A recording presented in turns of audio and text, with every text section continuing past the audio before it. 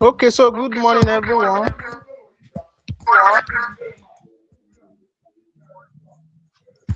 Yeah, can you guys hear me? Hi, Daniel. Hi, Wole. Can you hear me? Yes, yes, I can hear you. Good morning. Okay, I hope I don't have much background noise.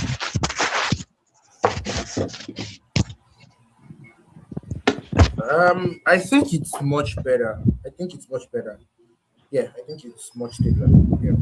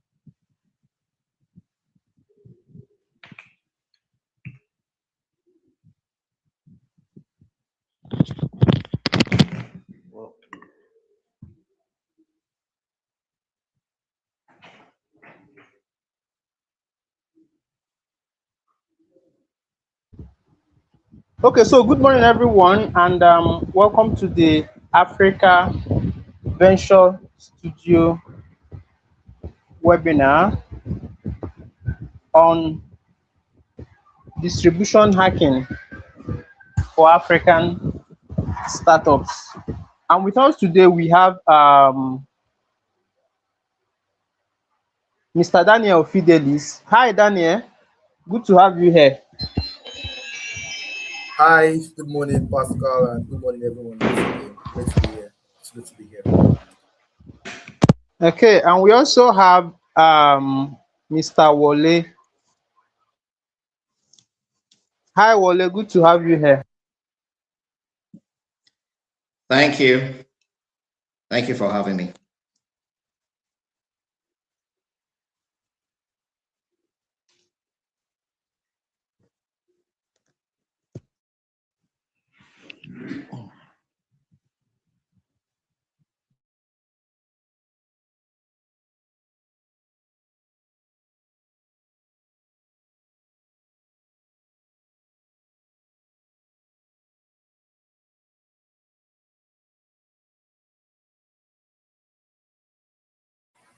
Pascal, if you are speaking, I can't hear you.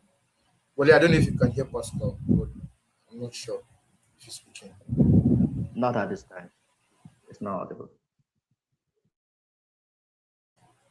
Okay, yeah, just wanted to be sure.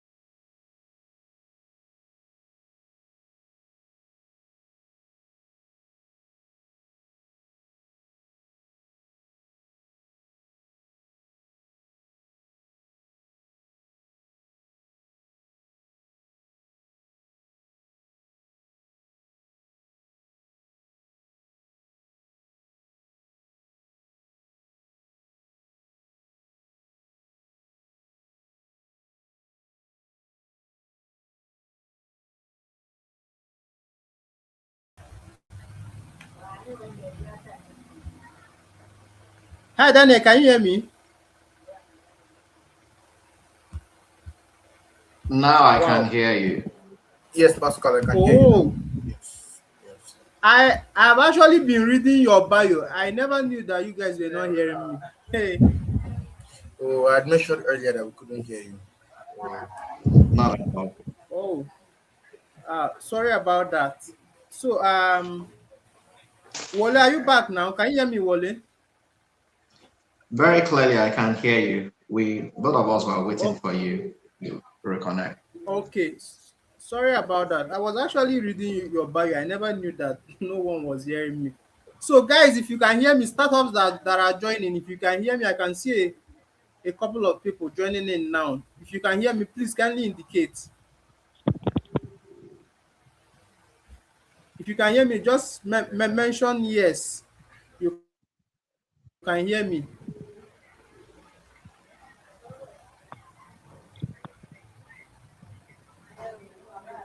We are waiting for you guys. If you can hear me, just indicate. So basically, the topic we are dealing with today is distribution hacking for startups, and we have with us here today Wale and Daniel. Michael is here to join in.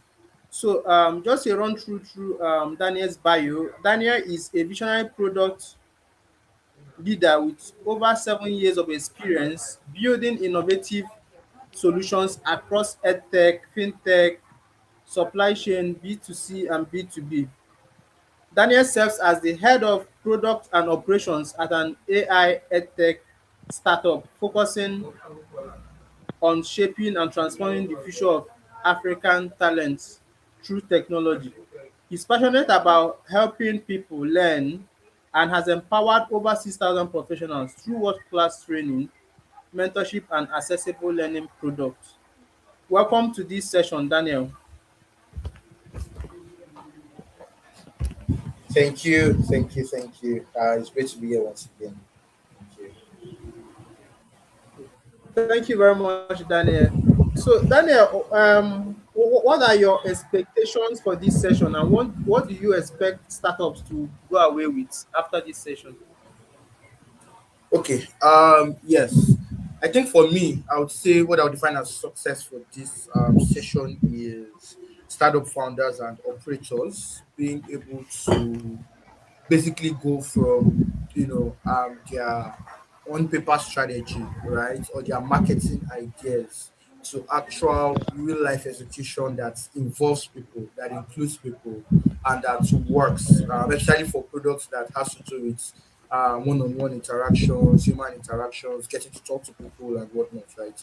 I want startups to be able to go from just having those great ideas, great campaigns, or innovative marketing strategies, right, to actual hands-on hands-on approach that can build your brand trust and get you more acquisition. I think for me that would be a great definition of success. Yeah. Thank you very much, Daniel. And we also have with us here um, Wole Ogunlade. Ogunlade Oluwole is a seasoned tech operator and entrepreneur with over 15 years business leadership experience. He was the managing director of Wesley, where he led a 12-month initiative to launch a digital fintech bank offering financial services to faith-based communities.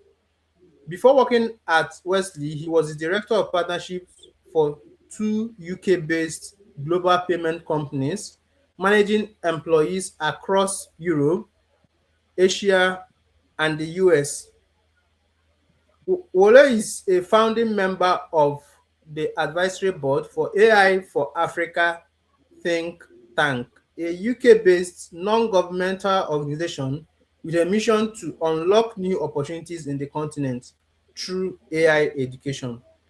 Welcome on board, Wole Ogunlade.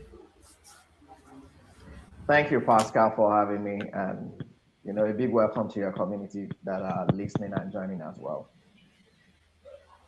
Thank you very much. So, Wole, what do you expect startups to go away with after the session today? Yeah, so I see that today's conversation is about distribution playbook for Africa founders.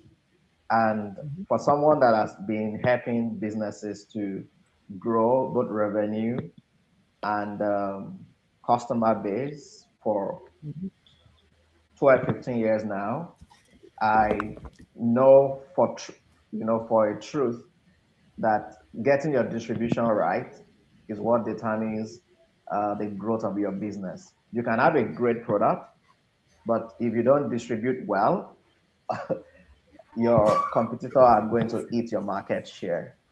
I believe that for any founder, understanding how to get to market and win the market is an important milestone. And I hope this conversation is going to address some of the things that they need to win in the market. Okay, so let's head on into the conversation. I think we should start with Wale because he just mentioned that he has been working with founders and all. So Wale, over to you. What's the biggest mistake you think founders make in terms of distribution of their product? Okay, so that's a great question. There is something called product market fit. And what we mean by that is that this product meets the need of this market. And if you drill down a bit more, there is also a terminology called your ID customer profile. Who is the person that this product is designed to meet their need, right? When you do your calculation, you will be able to find out where are these customers hanging around right now, and your job is to go and meet them there. To use an analogy, let's say you are selling ice cream, and your ice cream shop is situated somewhere down the road that is not busy. Ordinarily, you will expect that people will see your signboard and come over when they are testing. But let's imagine you have a competitor who doesn't even have a shop, but have this movable um, kiosk, right? And the person notices that some group of boys are playing football or girls are skating somewhere. It's a busy crowd. If the other party drives his mobile kiosk to where the hungry or thirsty customers are, that person is going to sell more ice cream than the person who has a shop somewhere down the road, even if it is well ventilated. The point of what I'm trying to make is that when it comes to distribution, you must go where your market is. You don't expect your market to come and meet you. I believe that is one fundamental mistake some founders could be making, especially with what we used to say back in the days that you build it and they will come. So because you had a great product, you just assume that people are going to come over, to buy your product from you. The truth of the matter is you have to go and sell. A very good experience was way back in 2013. So one of the fintech companies I worked for had just launched. And back in the day, we used to have a primary fintech provider, InterSwitch, at that time. And for you to integrate payment into your online store, you needed to pay $1,000. I'm talking about days before Flutterwave of Paystack, came into the scene. Someone will expect that when you have a product that is available for free, so our competitor was InterSwitch, you pay $1,000, we were offering it free of charge.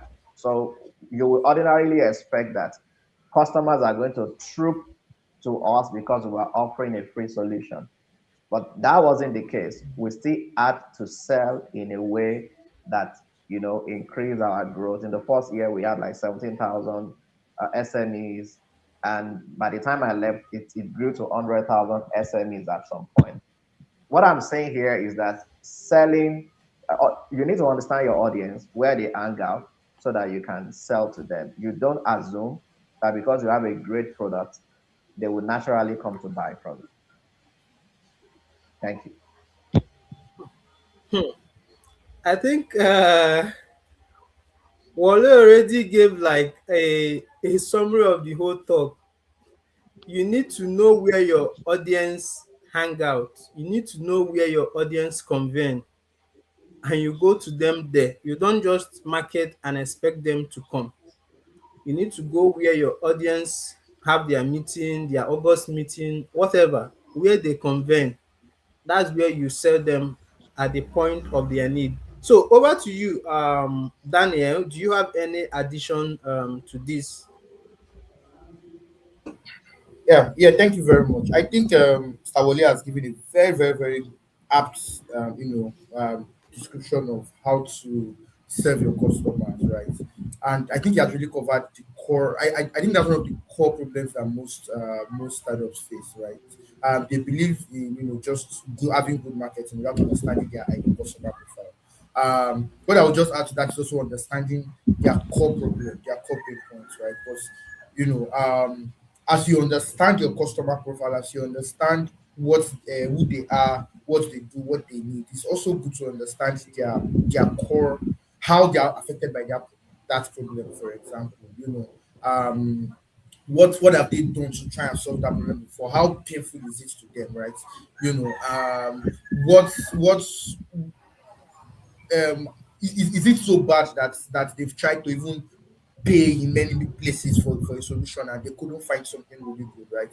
Know how well they're affected by that problem, and how they've tried to solve it before. That's way when you are building your solution for them, you know how to customize a solution that actually meets their needs, and because it's easy to I think one of the things that people do is they think about ideas first and think about solutions first, right? And it's good to be solution minded or solution oriented, right? But there are lots of times when you build a solution and then you take to the market and realize this is not what people want, or people are not engaging with it the way you expect them to engage with it because it has not exactly solved the specific problem, or it has not done it the way the market expects, the way it gets their attention, right? So it's very important to also understand at the core how users are affected by that problem, how how they are looking for a solution to that problem, and how to engage that solution so that when you are providing your solution to them, it meets their need. It's something, it gives them a aha moment. There's something called a aha moment where they just try it. All that comes to their mind is, oh, aha, this is what I've been looking for, all my life. This is my solution, right? And that way it's also very easy to retain your customer. So yeah, that's what I'm going to add to that. Yeah, thank you very much, Daniel. You know, when you were speaking and when Wole was speaking about going to customers where they convene or where they meet, it just reminded me about a book, Sell Like Crazy. I don't know if you guys have read it. Okay. So I think it's just similar principle. It's a very interesting book that I will encourage every startup founder to read. Sell Like Crazy. So when you understand the customers and the way they define their problems, the goals, the pain, and the language they use to explain their problem, it's easier for you to also use that the same language to couch your marketing message Yeah, so that they feel that you are speaking directly to them and you've had a yeah, similar experience for you to speak yeah, in their language. So it's very important that you understand the problems of your customers deeply, that you can speak their message, you can interpret their goals, the goals they have in mind, what they will feel like when they actually solve this problem that you are creating a solution for. So understand the problem, create a marketing message that is simple or the customer can easily understand, and then you have to meet them at the point of their need. You have to go to where they convene. So founders, if you have any questions as we proceed, you can drop in your questions or you can indicate in the comment section and we can bring you up to speak. So I can see a couple of people. So you can tell us your name and your startup name. If you have a startup, your startup name, your location, and all. So let's move to the next question. We are almost running out of time. So the next question is, how do you align marketing with operations? How do you align marketing and operations to ensure that distribution doesn't break? So Daniel, we should go. You should go first. Okay, thank you very much. I think I love that question, right? Because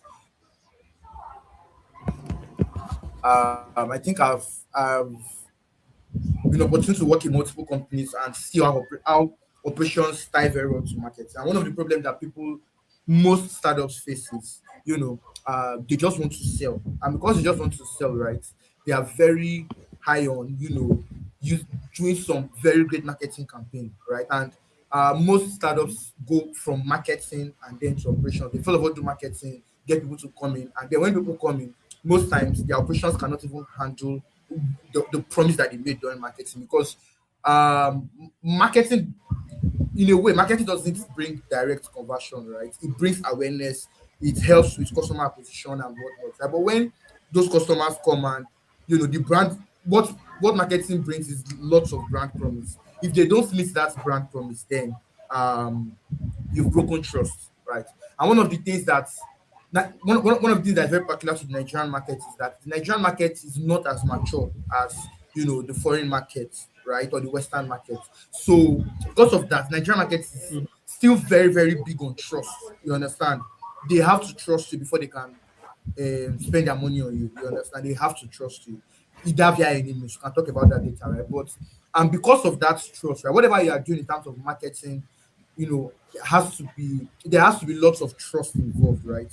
And that means that your operations also has to be very, very solid. So how I love to push it is, understand there's something called jobs to be done where you are trying to understand what's the definition of success for my customer, right? In terms of this problem, what is their definition of success? And then from that definition of success, then sort of um cascade it down to how your operations should solve that problem or how that your operations should help them achieve that success. You understand? So you continually fine tune your operations. It is how your operation it is the level at which your operations can sort of solve that problem or help them achieve that success. That's what I believe that's how much you can then drive your marketing, right? If not, you are going to break trust very fast. Let me put it that way, right? So my first push would be, understand what success is to your customers, build a very solid operation because the lifeblood of almost every organization is operations, especially if you are in the space that plays with finance or with logistics or supply chain. The lifeblood of almost every organization is your operations. The operations has to be solid. If not, you will not give your customers a good experience. So understand what success is for your customers and build an operations that is solid enough to scale success. Because remember that you're also not building a solution for one customer. You are building for hundreds or thousands of customers as the case may be. So build an operations that is solid enough to accommodate that type of skill. You understand? And then that is when your marketing can be very thorough. If you are, for example, if you are putting out marketing for a logistic plan and say we are doing same day delivery, and you don't even have the infrastructure to give same day delivery, where customers place an order and the other is your riders are delivering the next day, just know that you've broken trust. And the chances that they're going to come back to you is going to be very, very slim, extremely slim. So you have to solidify your operations, ensure that um, you are building scale into your operations. You are building the ability to provide success to your customer. Remember what I said about jobs to be done, which is a very simple question: what is success for my customer? What's the definition? Forget about your product first. Just ask what is the definition of success for my customer, and then how can I cascade that to how I am building my solution, how I am solving my customer's problem, how I am providing that success to them. That is what your operation should then be focused on, and your marketing can then build on that. You understand? Marketing is good. You can get thousands of customers today. If I speak to an influencer that has 2 million customers, he can give me 100,000 customers in one day. But can my operations handle that? You understand? So, um, like I said, operations is the lifeblood. So ensure to build a very strong operations first. Ensure that you are building scale into your operations, right? And then let marketing then build on that solid operations. So operations and marketing always has to work hand in hand to ensure that whatever communications you are putting out there, it's something that you can actually meet, something that you can confidently deliver on. That's one of the first ways I would look at how to combine operations and marketing. Yeah. Can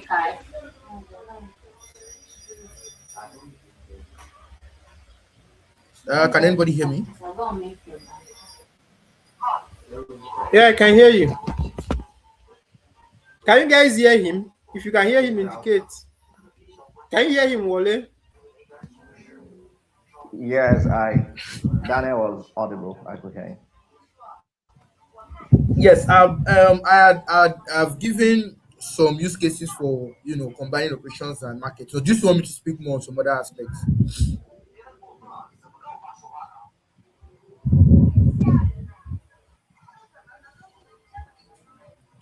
Hi Pascal, are you there? Hello.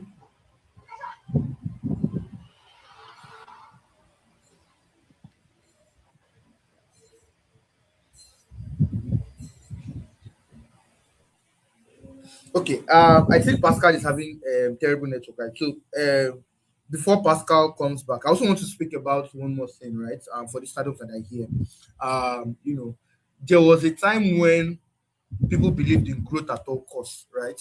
And what that meant was, you are selling, you are selling your products, and you generally don't care about how much you're using to do your marketing. Hi, Wale, can you hear me? Just to be sure. Yes, Okay, yes, yes, I thank you can so hear much. you. Go on.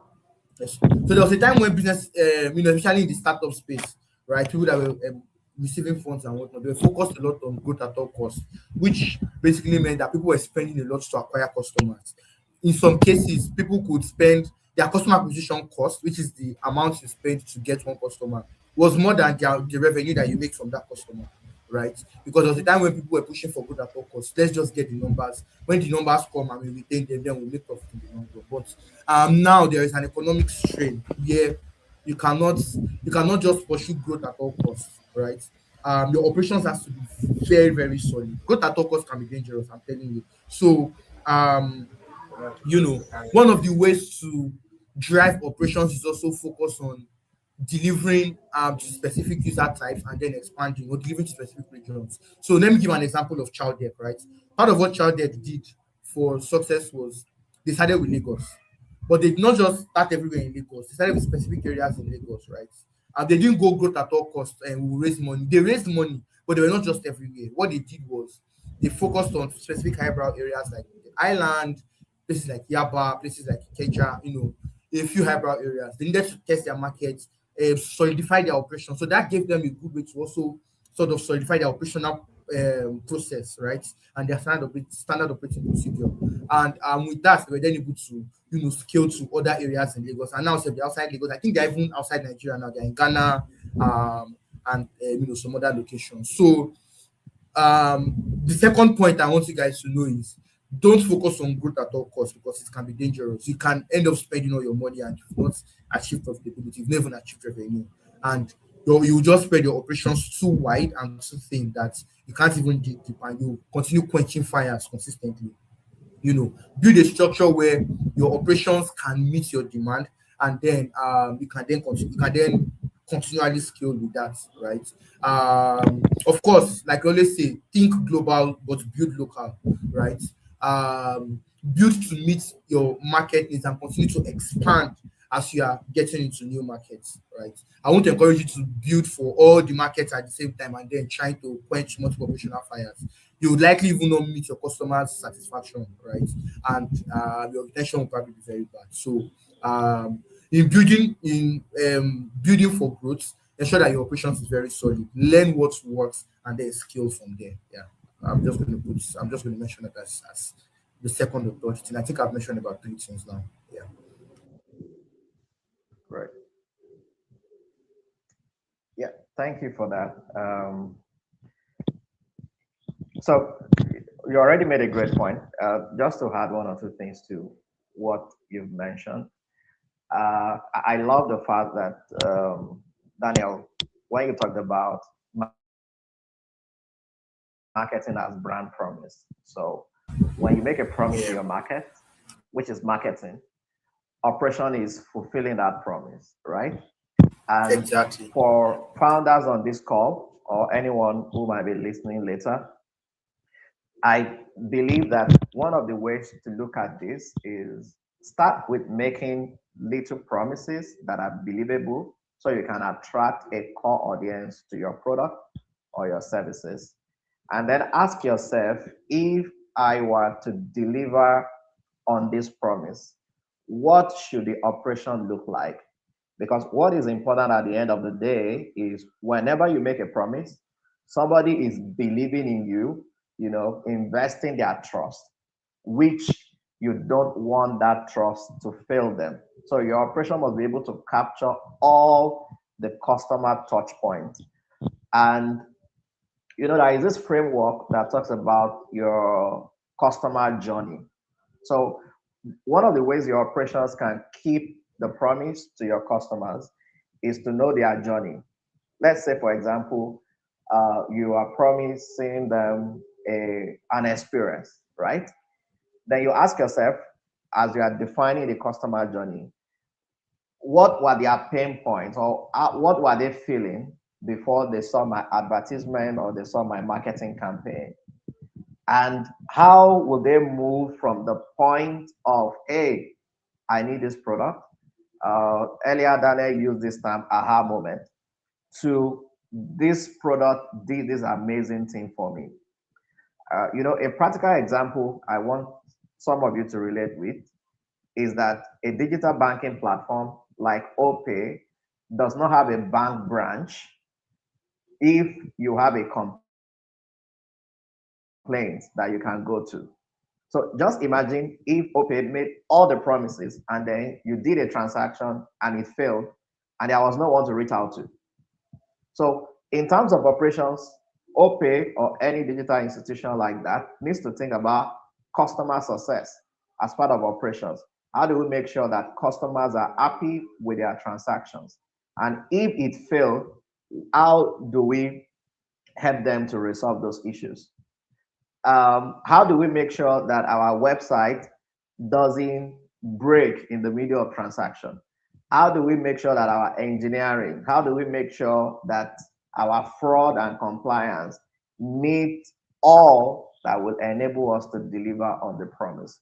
So in a nutshell, to support what Daniel said earlier, you make a promise through marketing, then you keep that promise through your operations. I hope that helps someone.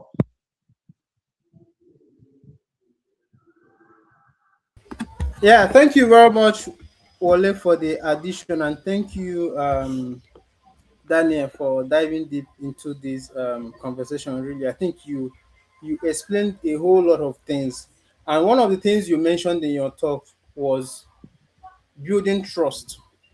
You emphasized really about trust and the importance of trust, and just like Wale has said, you get you get in people through marketing, but you have to sustain them and retain them through trust. So it's when these people have trusted you that they will not just buy, but they will come back and also refer other people to join them. So speaking about trust, how do you think founders or startups can actually build trust in the African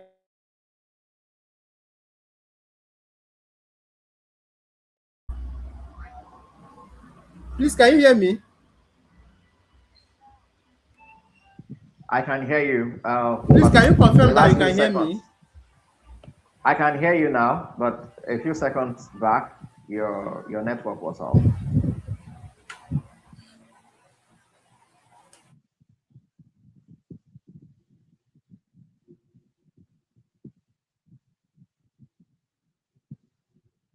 So while Pascal is coming back, I think Pascal was asking a question about how do brands build trust with their customers, right? If I'm correct. That's I correct. think that was what Pascal was asking about. Yeah. Okay. Yeah. Pascal, I was just reiterating what you were asking, right? How can founders build trust with their customers? Exactly. Exactly. Okay. Abole, do you want to go first or should I go first? Okay, I can take this question, but I need to be sure if Pascal has landed with the question or is still a build up. Yes, yes, Um, that's the question. okay, good. So how can founders build trust? What we spoke about earlier, is key to this. You have an operational resilience that can make your product to work. And the truth is, what go wrong? Okay.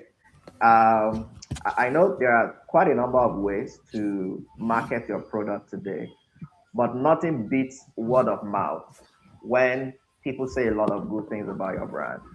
And the people can only say great things about your brand if their initial experience was great. And that brings to fore that your operations need to work.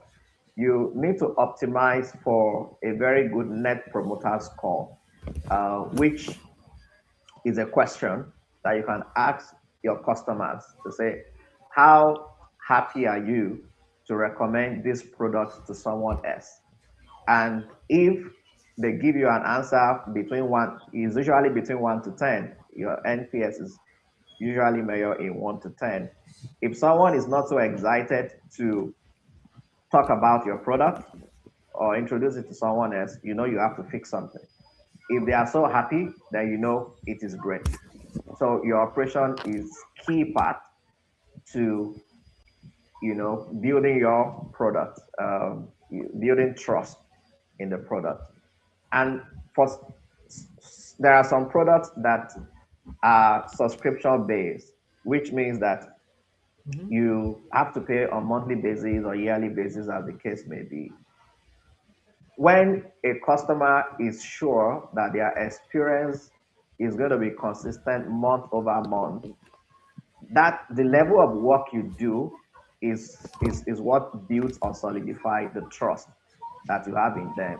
So you also have to think of retention. How do I make sure that I can retain customer time over time? How can I address the issues they have?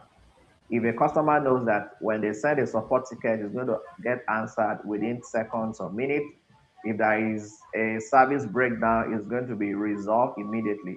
That's the kind of trust that comes from your operational resilience. And of course, there are other signals that you need to throw into the market. But let's look at African market, beyond how Silicon Valley looks at, market. Ideally, there is a part of the market that is also offline, and you want to be sure that you build enough signals to make new users who are interested in your product to trust you enough to use it. I mentioned OPay earlier because they have that status symbol. So let me use them again. So let's imagine that I am the director of digital marketing at OPay. My job description would be to do strong campaigns that will create awareness.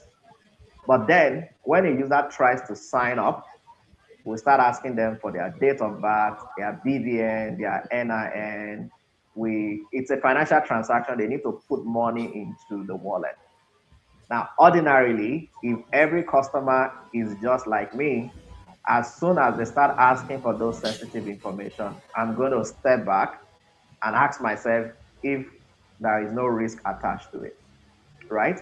So how can you build, how can you beat that, kind of pessimism from new users, especially when your product is digital? That is what agents are for. Or let me say, that is how platforms like OPay and Money Point solve that problem. You need to bring some level of physical interaction in the African market to show people that, hey, we are real. To, you have already built a trust on digital, they have signed up on the platform. But when they see real human beings, they see some physical infrastructure, which is why some people might need to put on some kiosk, some people might need to partner with agents. Sometimes you might need to call your customers to, let them know that, hey, I know you are trying to sign up. If there is That there is this touch, human touch that you put into the marketing. So my advice to founders, irrespective of what you are building, is that in the early days of your business, introduce some human touch, even if your business is entirely digital. That way, your customer knows that there are real human beings I can engage with when the need arrives. So let me stop there, but let me just paraphrase. Number one is that for even for your existing customers, you need to retain their trust, which is where your operational resilience comes in. And for new customers, the trust you have built online, you need to substantiate it using human interaction. It could be through phone calls, it could be through meeting them in person, it could be through agents. But whatever it takes to convince a human being to provide you sensitive information about their life, don't take it for granted. Make sure you meet them where they are. Thank Okay, Daniel, over to you. Any additions? I think I sincerely think Savoli has covered everything. Word of mouth is like the most important bit to build trust, right? Nothing beats when somebody tells me, "Guy, use these products. I've used them and they work pretty well," right?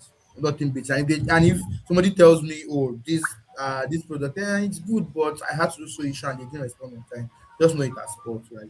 Nothing beats word of mouth marketing. It has a compounding effect. It has what is called a network effect, where over time, um, other people get to use the product just because you are a user. It has that network effect, and the amount of, how do I put it now? The amount of sign-ups or acquisition you can get through word of mouth is always exponential. Imagine two people that bring like four people that bring eight people, just like that, right? Word of mouth always is always exponential.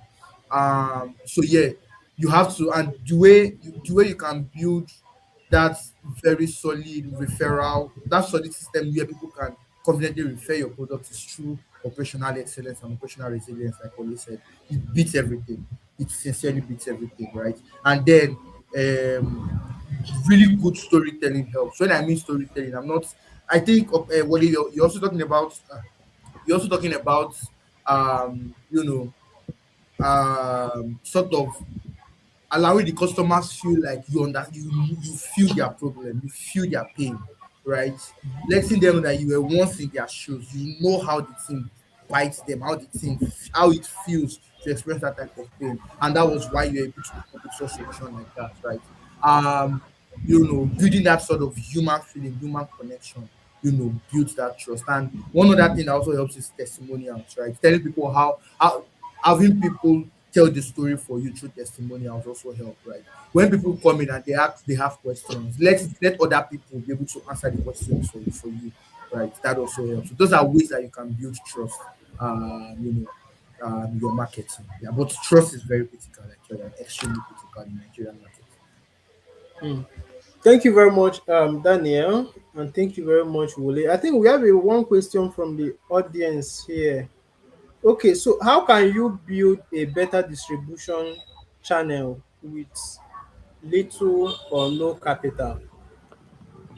How can you build a better distribution channel with little or no capital? So we understand that most startups they start with nothing and all. So how can they utilize the available tools, maybe free tools or whatever is available to actually build their distribution channel when starting? I think you can go first, Wole.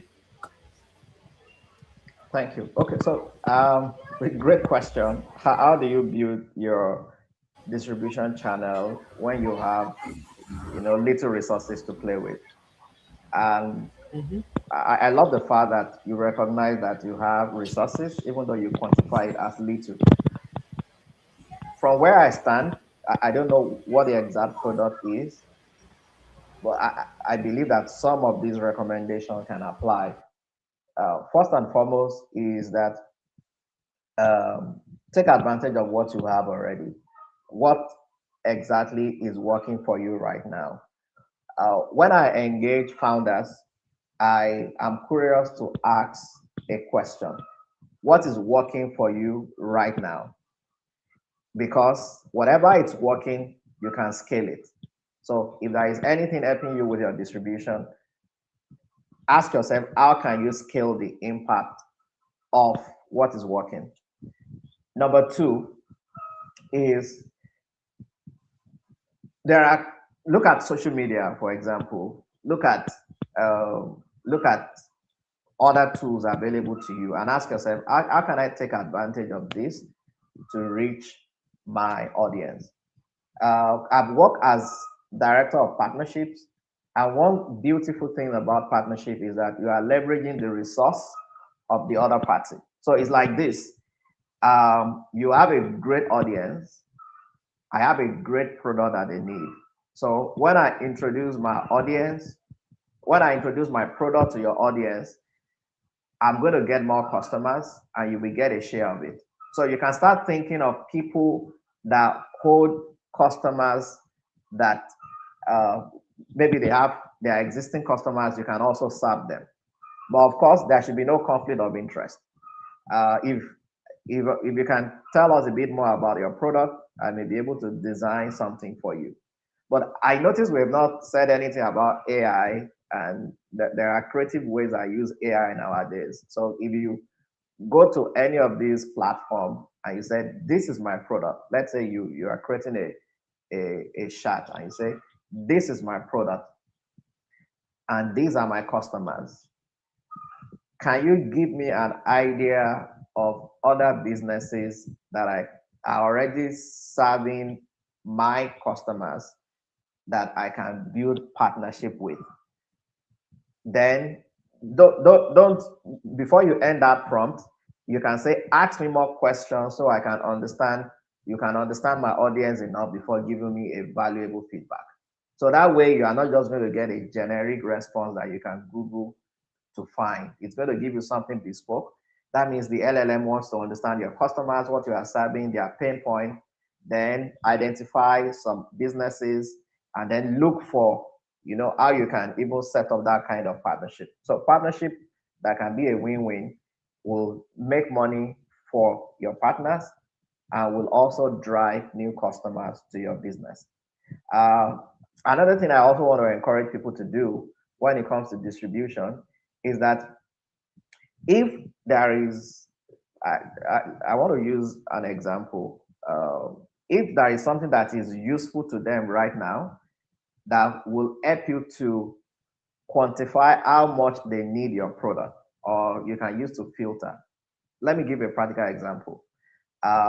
If I'm selling healthcare product, a digital platform for healthcare, or maybe something for school management, I can give away an ebook, right?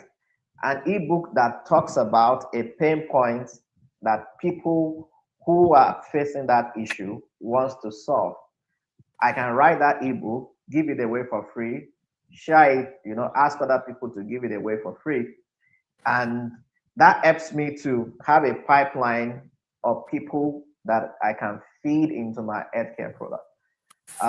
So I came from internet marketing back in the days when the digital world has not really exploded. And for those that know, digital marketing is about selling products online. And sometimes people will give away stuffs for free, and you are wondering why are they giving all these things away? What they're actually doing in essence is expanding their distribution line. So I can qualify people that have this kind of problem that I have, that I want to solve, and then sell them an actual, product.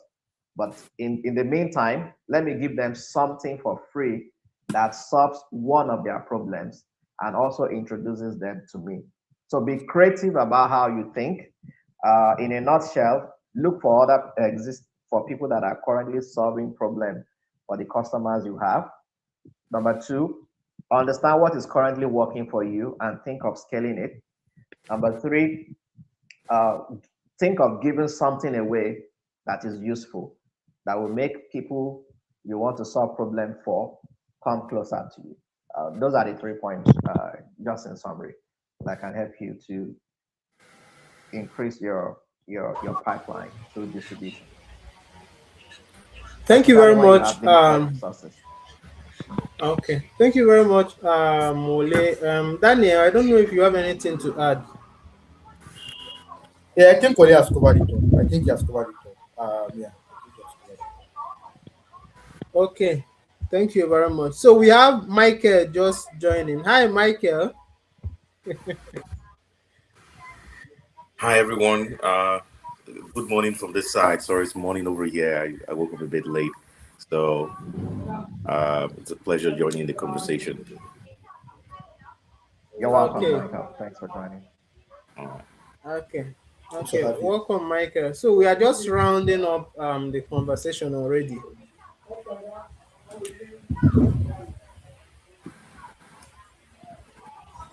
all right, that sounds good. If there's any part of the conversation I could take before we close up. Okay, so the last question that we have now is just final thoughts. What are your final advice for startups here?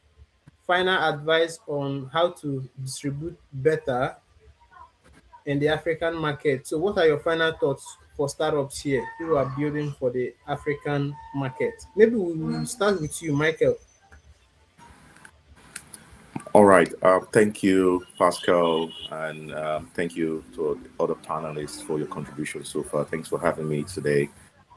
My final thoughts on for startups and distribution in the African market is because when I looked at this topic critically, I saw that now a lot of startups in across Africa have built products. Sometimes maybe not product that has the right product market fit, but sometimes they just feel like it's a solution that the product might need, but not necessarily going down to the local consumer or customer of that product. That this is what the market should be building for now. I remember there was a situation of a friend of mine as early as 2013 or 2012 in Abuja, Nigeria. He built a food delivery product, almost something like what you have like Jumia Foods and all of that. But he built something like that. He called it Niger. It's way back, but the product wasn't ready for the market, and it suffered a natural death and it died. In fact, distribution was a nightmare. A lot of people were not downloading the app or using the website so understanding number one your product market fit is the first thing that startups just need to understand to think about clearly uh, before rolling out their product. Then, secondly, using all the traditional distribution platforms that people would normally use because you can't really distribute or you can't really sell outside the distribution channel. So, where do people congregate? Where do people what social media platforms do they use? Where should you put your advertising? Right? Those are the kind of things that you need to think about very clearly. You can't be trying to sell to market women, or maybe you have a financial product for the local market and you're taking it down to somewhere like LinkedIn to put your ads on. That's going to be a worse distribution. So, understanding the right marketing platforms or the right place for distribution would be something that I would advise startups to always take note of. And finally, in the light of making sure that your product is right, the distribution is right, the final thing I would say is what is the most important mobile platform? Because if we're talking about distribution here, most startups today have digital products. So, what is the most important operating system? Is iOS greater than the Android operating system? Look at the numbers as at today, and you know what market you are building for. If more people are using Android, you make sure that you're focusing on that kind of platform to ensure that people are uptaking your product or it is well optimized for that operating system that majority of your target audience are using. And I think with that, you would have a very good success in the market with how your customers utilize your product. Thank you very much, Michael. Over to you, Daniel, what are your final thoughts for startups here? Then after Daniel, we can take Wally. Okay. Thank you. I'll just say two things. The first thing is that things around branding, marketing, it's not really about. It's not firstly about what you say, right? It's really about how your customer, especially when it comes to branding, it's really about how your customers feel, right? How they react, what they do, what they think when they hear about your products, right?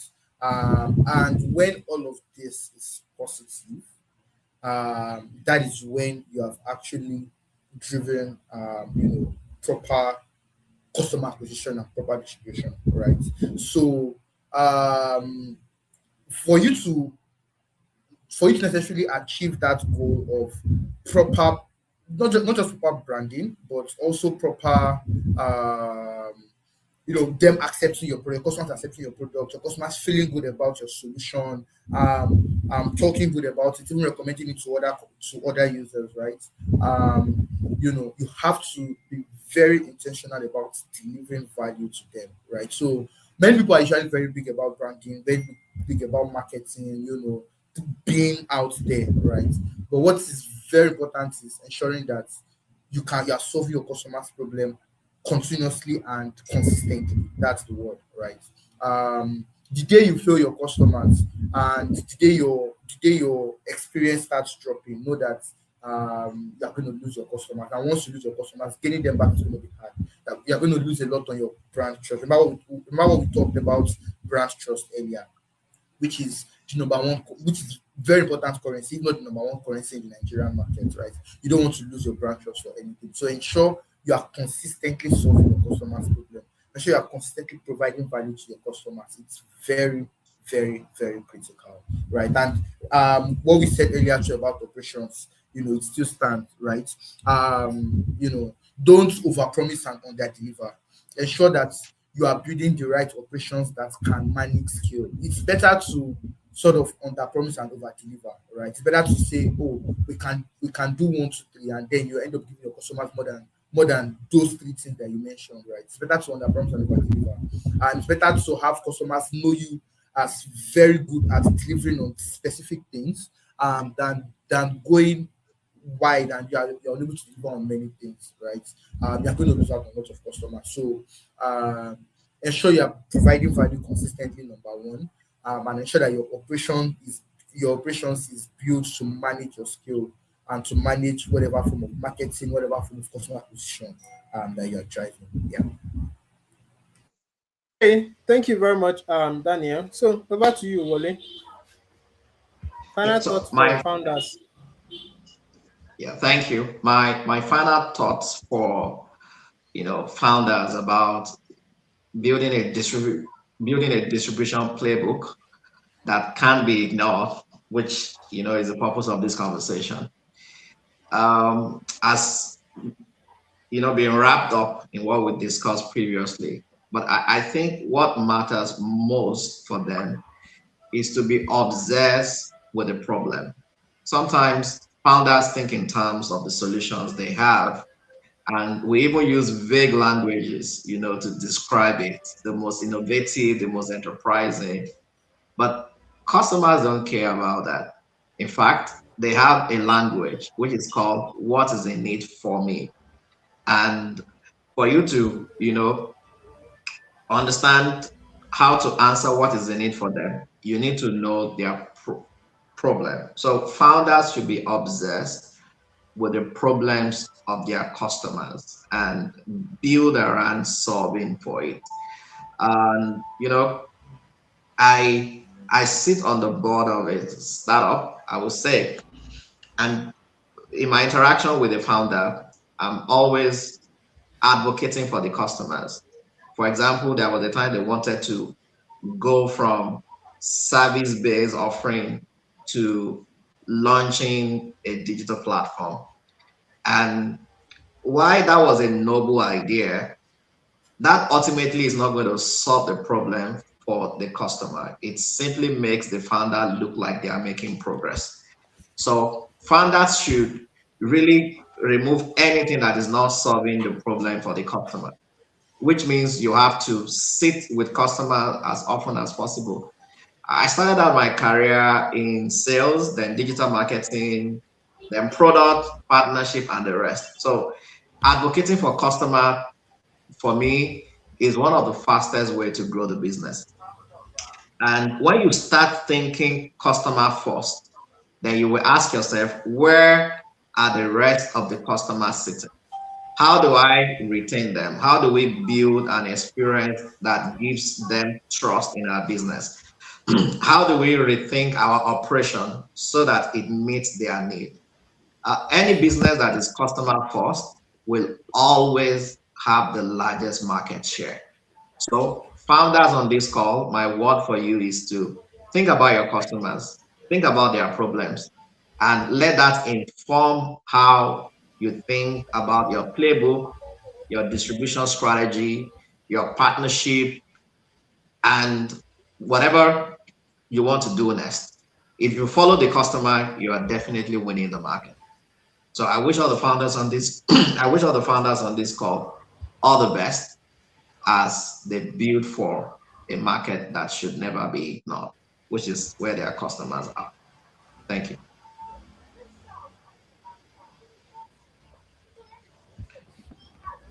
Thank you very much, Ole, for that. So we mentioned a lot of points here, founders. So if you have more questions, we're out of time already. So if you have more questions, you can drop it in the founders community on WhatsApp.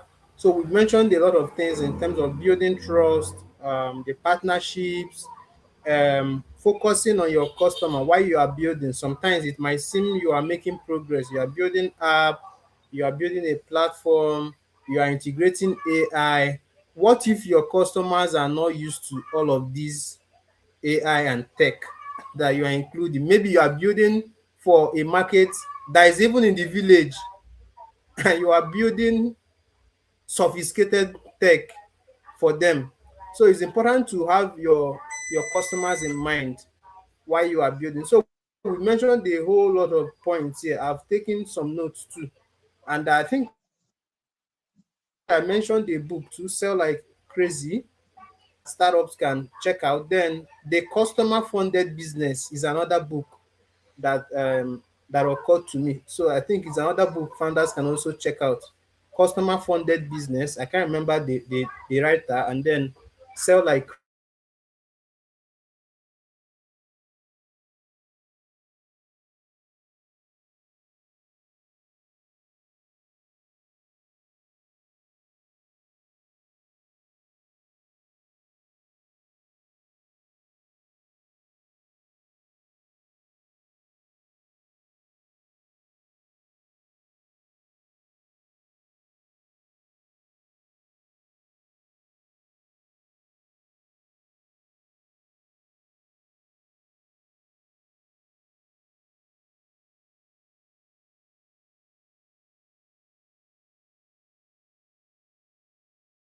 Is it just Wale, can you hear me? I can hear you, Daniel. I think Okay. Pascal is I think unwilling of fruit. Pascal's network went off. Yeah.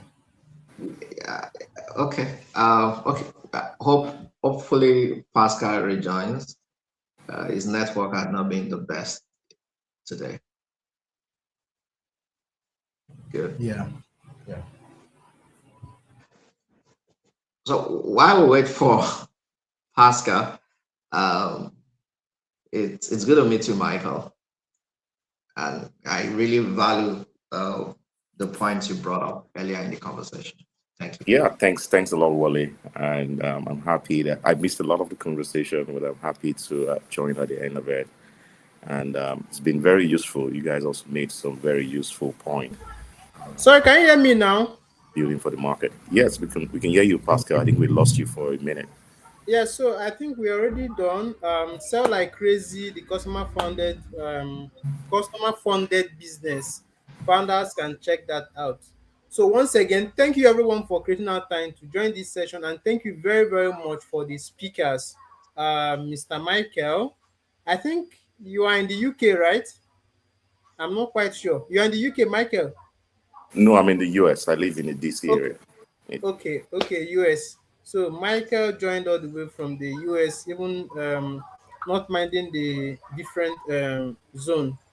Mr. Wole too, and then Daniel. Thank you very much for creating our time to share your knowledge and insights with founders here. We really appreciate the contribution during this session too. We hope to continue the conversation. Thank you. We have another session in 2 weeks, so we normally hold this session every 2 weeks. So thank you very much. Thank you, and thank you everyone. Do enjoy the rest of the day. Bye bye. Thank you. You're Bye. welcome. Cheers. Bye, everyone.